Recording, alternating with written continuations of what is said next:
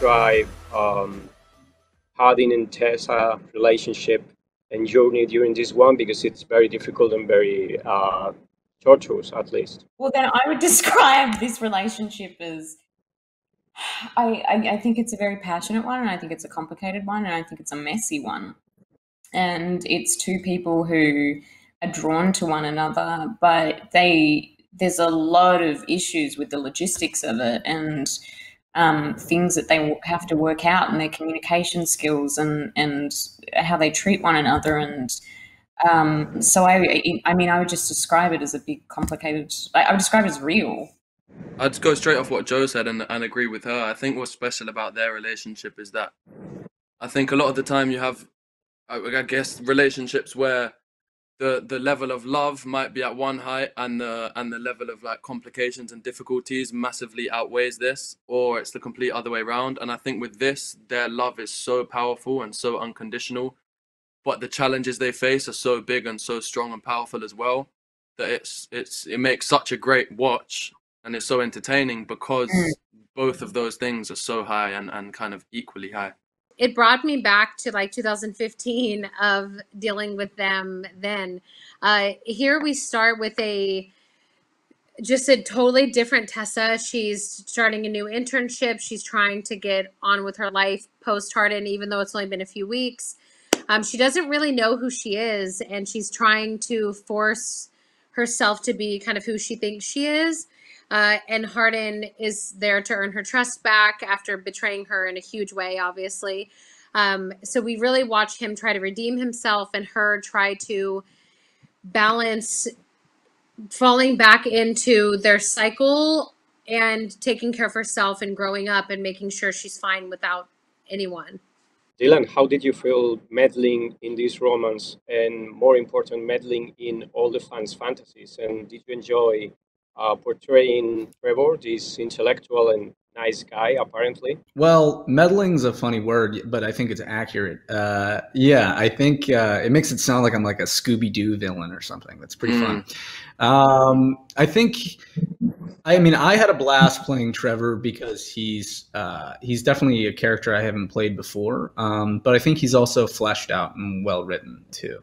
And I think as an actor, it's easy to step into a character if they seem like they have a purpose and they seem like they have like a design behind them that's pretty intentful. So I don't think, I don't think Trevor thinks that he's actively meddling in a malicious way. I think he probably thinks he's helping. And I think that's a good driving point for me as an actor. And the After franchise obviously started in the Wattpad platform. So what kind of advice would you give to young people who feel the need to write but don't know exactly how to start? I would say, honestly, just write. Don't worry about the barriers. Don't worry about what publishers think. Don't worry about an editor. Don't worry about an agent.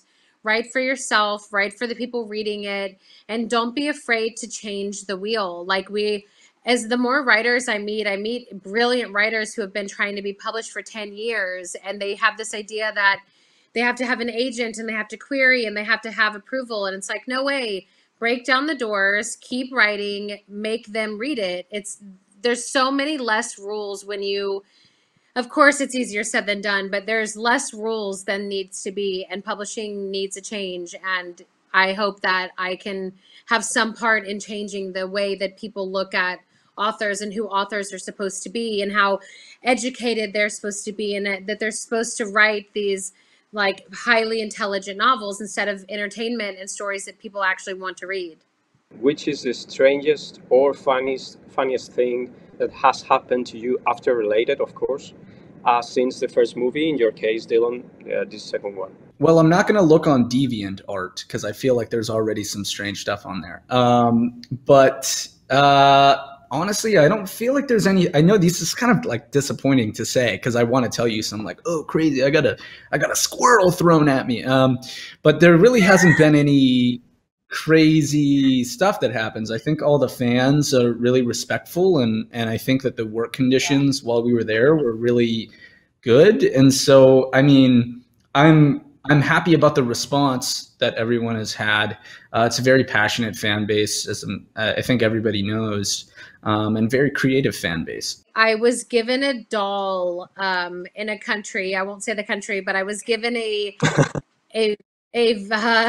very interesting doll that was to look like me, and it was the gesture was very sweet, and I appreciate it a lot. But it was a little strange to see a doll to look like me. It was a little strange, but also fans are fans, and I love passion, and I love fan mentality, so I get it. But for me, going from being a fan to now having fans is strange to see a doll with my face. So I would say that's probably the strangest. Do you have any news or input about the potential or future adaptations of the third and the fourth books? I can't really answer yet, but I know that is all of our goal, of course, is to make all of them. But given the uncertainty of times and everything, we're doing the best we can, but I can't spill anything yet. But would you like to do it? Would you like to watch the saga ending in the big screen? Yeah, of course. I would love, I mean, safely, yes, on the big screen, but I would love to see the story come to a conclusion on the screen. And I think that myself especially, owe it to the readers and the people who really made my career for them to be able to finish out Hardin and Tessa's story with them.